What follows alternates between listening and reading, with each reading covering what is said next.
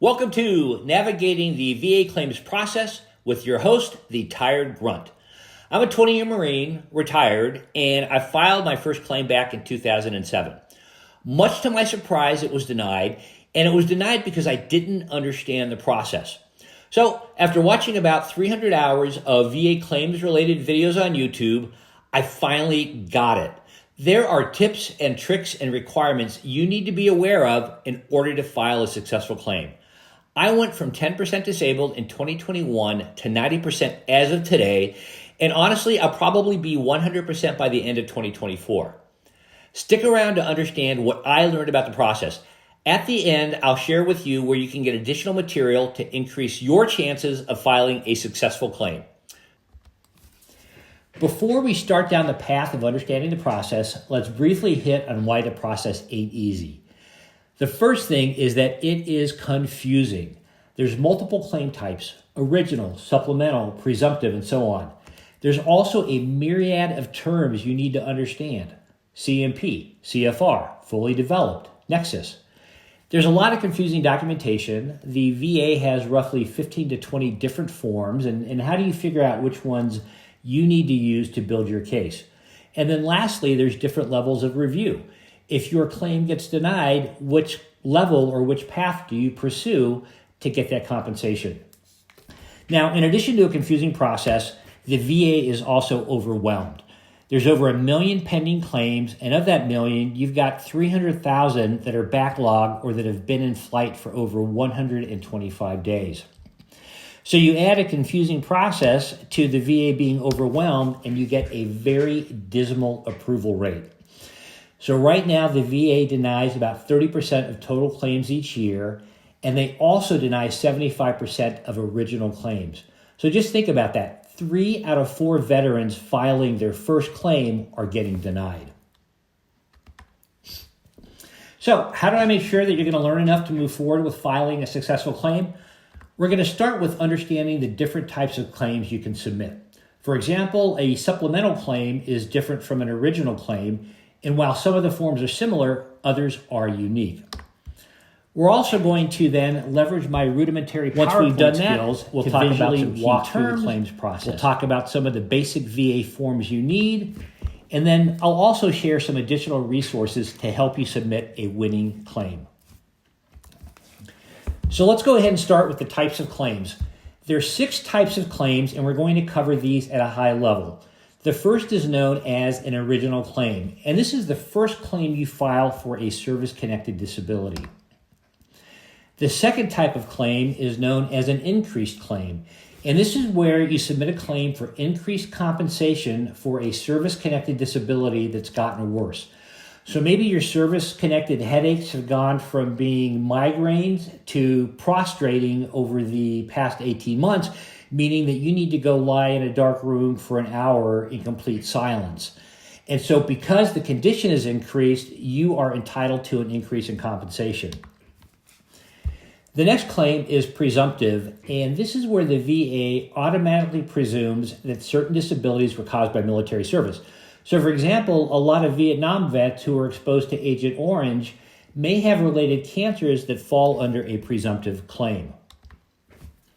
The fourth type of claim is secondary service connected. And honestly, this is where you can really drive up your service connected or service disability rating. This is a claim for a new disability linked to an existing service connected disability. So for example, if you have tinnitus, that could lead to sleep apnea, that could lead to migraine headaches, that could lead to insomnia. This is where you can really drive that disability rating up to 80, 90, 100%. There's also a special type of claim, and this is where you can request compensation for special needs tied to an existing disability. So for example, let's say you lost your right hand in combat and your vehicle needs to be modified with a steering wheel knob. You can file for a special claim to get compensation to put that knob on your vehicle.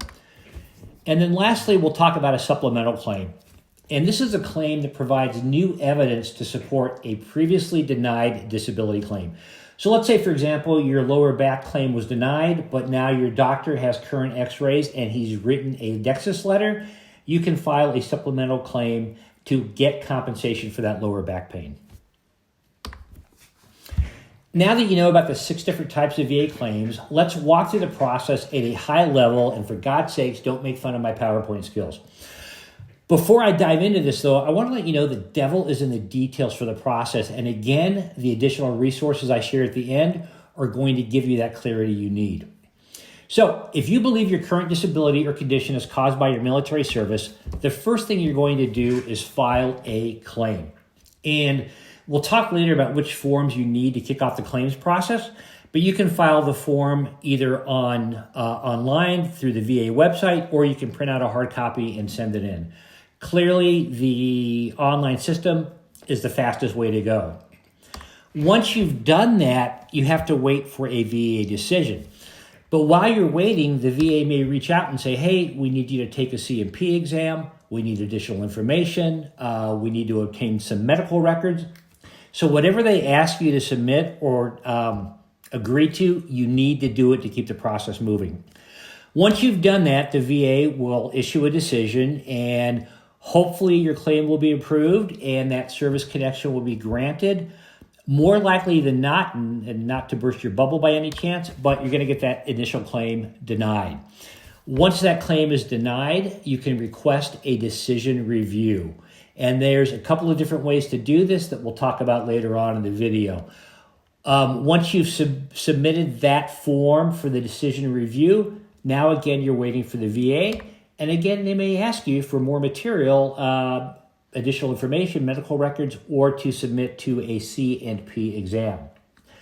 Once you've sent that information back to them, they'll either make a decision with the claim being approved, congratulations, or they will go ahead and deny the claim. Because they deny the claim at this point and say that service connection is denied, it does not mean your claim is back or is dead in the water. You could always go back to step 4 and, pursue a different path to have it looked at. But in a nutshell, that is what the overall claims process looks like. So now we're going to talk about some of the key terms you need to understand. And we're going to start with CFR. And CFR stands for the Code of Federal Regulations, and this is the guidebook for evaluating disabilities. All disabilities are identified by a diagnostic code. So for example, if you have a lower back injury, your diagnostic code could be DC 5292. If you leave out the diagnostic code in your claim, or you list the wrong code, your claim is pretty much dead in the water. The next key term is C&P, and that stands for Compensation and Pension Exam. And this is where the VA wants you to go see a doctor, and that doctor is going to look at you and document the current severity of your condition. You will have no say over the doctor, and if you're scheduled for a C&P exam, you've got to go to keep that claim moving forward. The next term we'll talk about is FDC, and that stands for Fully Developed Claim. And this is where you submit all the information the VA is going to need, all the forms, your nexus letter, medical records, everything else, so that they can review that and make a decision. I will tell you, fully developed claims get approved faster. If you ask the VA to track down your medical records, it's going to take forever to get your claim reviewed. And then lastly, the next last key term is going to be nexus letter. And a nexus letter is an evidence-based document that validates a nexus or connection between your disability or medical condition and one or more events tied to your veteran's service.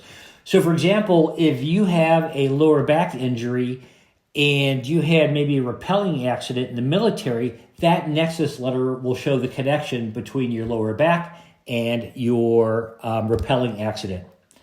The nexus letter has got to be prepared by a medical expert. And a nexus letter will cost anywhere between $400 to $1,000, but it's well worth it to get that claim approved. So now let's transition to some of the key VA forms you'll need to know and use to get your claim going. The first is Form 21-526EZ. And this is the application for disability compensation and related compensation benefits. You're going to use this form when you file your initial claim or you file a secondary service-connected claim. Again, this can be done online, or you can print it out and mail it in via snail mail.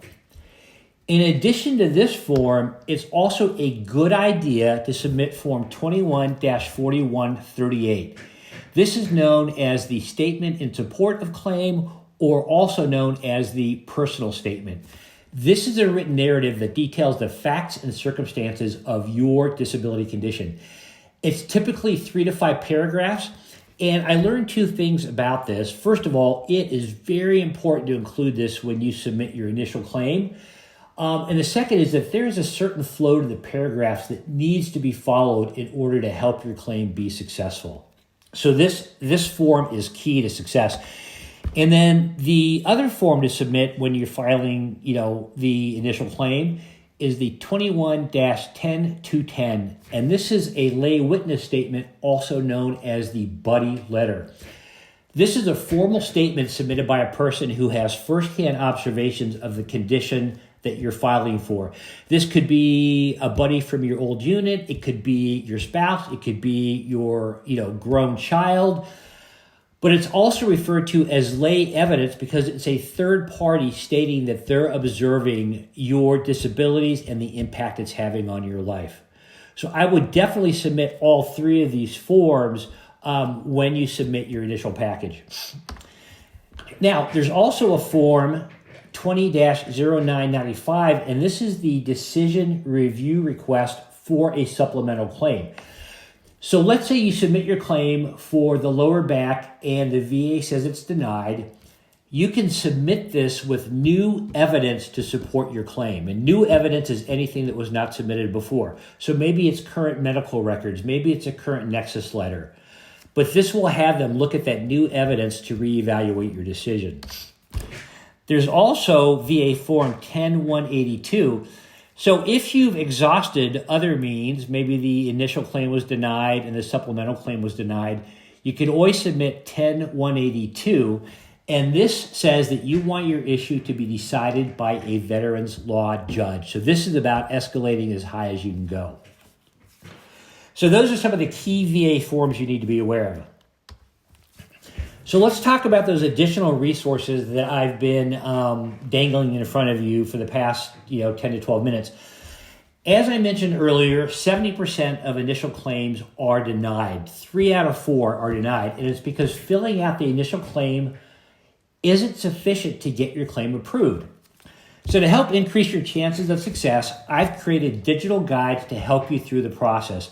First of all, each digital guide is going to contain an overview of the claims process, similar to what we've shared in the video. But it's also going to have a step-by-step guide that walks you through the filing process.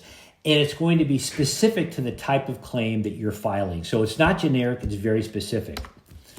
You're also going to get information around the type of claim you're filing, it's specific again, and the reasons why you should file that type of claim. This is especially important when you think about secondary service-connected conditions. And then lastly, each guide is going to contain 5 pages of bonus material. And this bonus material includes examples of how to complete the forms. They're very useful, very helpful. And digital guides are available for 3 types of claims: the original claim, the supplemental claim, and the secondary service-connected claim. And links to each of these guides are available in the description below. As I mentioned at the beginning, I've been able to increase my rating from 10% a couple of years ago to 90% today, and I'm aiming for 100%. I served my country for 20 years, and my service has not only jacked up my body, but it's also jacked up my mind. The VA is doing everything they can to slow down or deny claims for tens of thousands of veterans like me. Don't let them do the same to you. Good luck, and thanks for watching.